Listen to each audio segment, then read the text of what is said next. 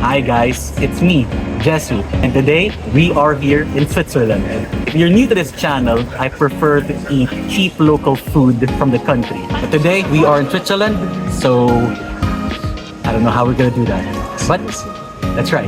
Alright, let us start our not so cheap journey with these beautiful pastries. You can't go wrong with any of these. And at the same time, I wouldn't judge you if you get one of everything.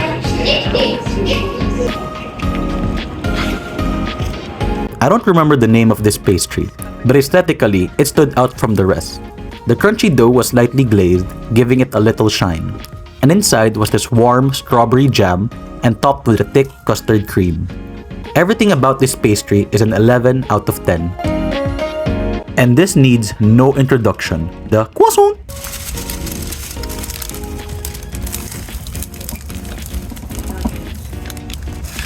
I hope you heard how crunchy and flaky that was. But even with the texture, this is not your normal French croissant. This croissant was topped with powdered sugar, crushed peanuts, and filled with a rich and moist chocolate. So with all of those combined, I give this a 9 out of 10.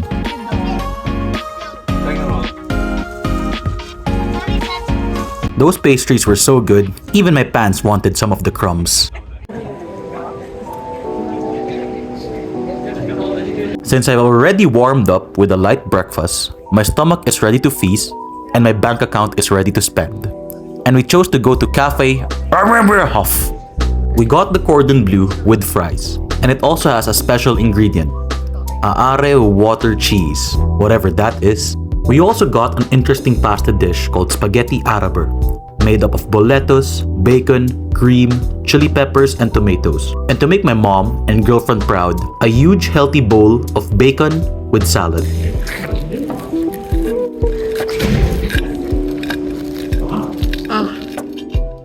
If you heard that, can you really blame her after seeing that phenomenal cheese melt perfectly oozing out from the beautiful golden brown crispy crust?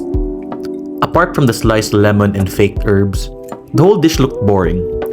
But it is true what they say, never judge a book by its cover. The meat was juicy, tender, and perfectly seasoned, so as to not overpower the glorious cheese. A while ago, I made fun of the cheese for its name, but its depth of taste cannot be matched by any store-bought cheese. Now, I don't really have a video of me eating the fries, but I can say it did its purpose by being a really good accompaniment to the main dish. Crunchy on the outside and fluffy on the inside. Because of the price though, I can only give this dish an 8 out of 10. Speaking about cheese, the spaghetti araber already looks appetizing from its mountain of ingredients, such as bacon, chicken, and boletos, which is a kind of mushroom. But who says no to more Parmesan cheese, right? I could feel the noodles were firm just by twirling my fork. And although I would prefer it al dente, I'm not Italian, and all I care about is the taste of the pasta.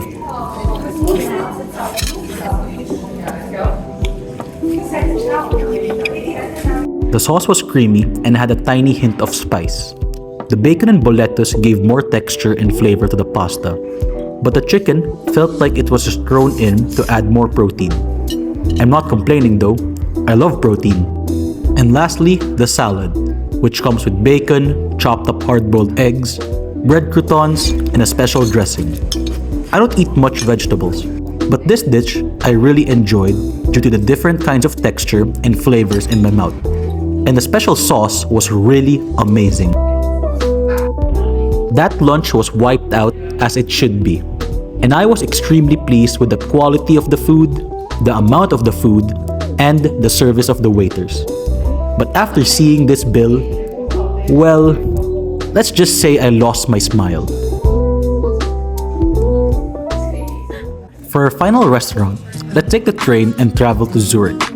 When we walk through this beautiful plaza, filled with life and beaming with color, and pass through an alleyway, we can find an Italian restaurant that is filled with people. We saw one branch in Bern and another branch just a few minutes ago. And both times they were also full of people. So we wanted to find out why this is popular. I mean, the food must be good, right? I got the pasta bolognese. Excuse me, pasta bolognese. That's it. We also got this simple yet very sexy margherita pizza, and my girlfriend got a shrimp and prawn risotto that looks way better than my bolognese.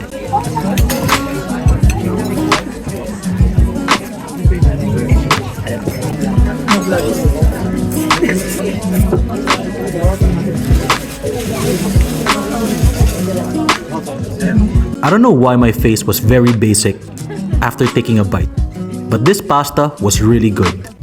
The noodles were al dente and it was perfectly coated by its rich and meaty ragu.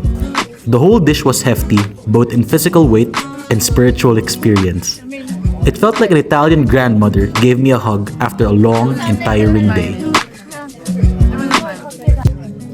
At this point, I was just savoring each and every bite of this dish. Emphasis on bite because of the noodles. And the oily, savory ragu smacks your lips with pure love and joy. I have always loved red sauce meaty pasta, but this one has a special place in my heart, so I give this an 11 out of 10. The shrimp risotto, which my girlfriend ordered, looked stunning, and I would say it is the picture-perfect risotto you would see advertised in posters and commercials. The shrimp was chunky and huge, while the rice was dense yet creamy. Overall, another great dish, which I give a 10 out of 10. Our other friend got a different risotto, which is the seafood risotto. Now, it may look like a huge pile of chaos on a plate, but it's still very good. The consistency is a bit more runny than the other one, but it still gets an 8.5 out of 10. Finally, the all too famous margherita pizza. The pizza was so thin that it looked like someone's legs hanging from sitting down on a high chair.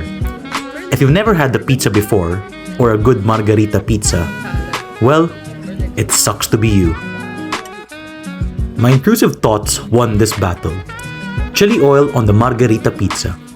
If you're an Italian and is offended by this, at least try it first, and then be offended. The simplicity of the pizza is unmatched, but sometimes you just want to mess around and find out. And I did find out. And it was awesome. An 11 out of 10. And to wrap up this wonderful Italian lunch, I got the last piece of the pizza, untouched, because the original version is also really good.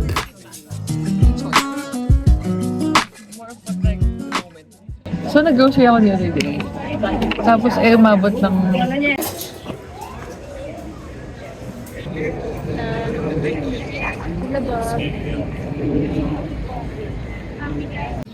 So before I end this video, I just had to get at least another one of their many memorable pastries. They have these specialty pastries that collabs with a specific chocolate company. And since we had this in my home country, the Ovaltine Pain au Chocolat called my attention. And it's literally a pain au chocolat, or if you are Spanish, a napolitana de chocolate, but the chocolate is Ovaltine chocolate and it has crushed peanuts on top.